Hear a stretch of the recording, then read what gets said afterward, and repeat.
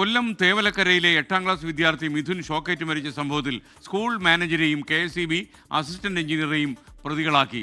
സ്കൂളിൽ അപകടകരമായ രീതിയിൽ വൈദ്യുത കമ്പികൾ കിടന്നിട്ടും നടപടിയെടുത്തില്ല എന്നാണ് ഇവരുടെ പേരിലുള്ള കുറ്റം.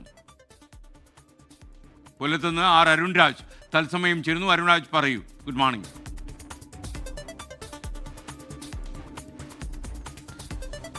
Good morning.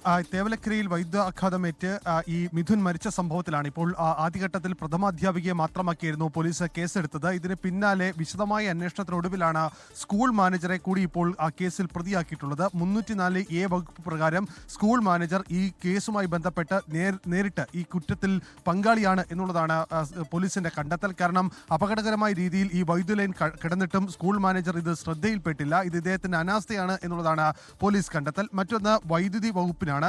വൈദ്യുതി വകുപ്പിലെ അസിസ്റ്റന്റ് എഞ്ചിനീയർ കൂടിയ എഞ്ചിനീയർക്ക് ഇതുമായി ബന്ധപ്പെട്ട ഈ കണ്ടെത്തൽ, ഈ വൈദ്യുതി ലൈൻ താന്നു കിടക്കുന്നത് കണ്ടെത്താൻ കഴിയാത്തത് ഗുരുതരമായ വീഴ്ചയാണെന്നും പോലീസ് റിപ്പോർട്ടിൽ ചൂണ്ടിക്കാട്ടുന്നു. ഇതിന്റെ അടിസ്ഥാനത്തിലാണ് ഇരുവരെയും പ്രതി ചേർത്തുകൊണ്ടുള്ള പുതിയ FIR ഇപ്പോൾ രംഗത്ത് വന്നിരിക്കുന്നത്.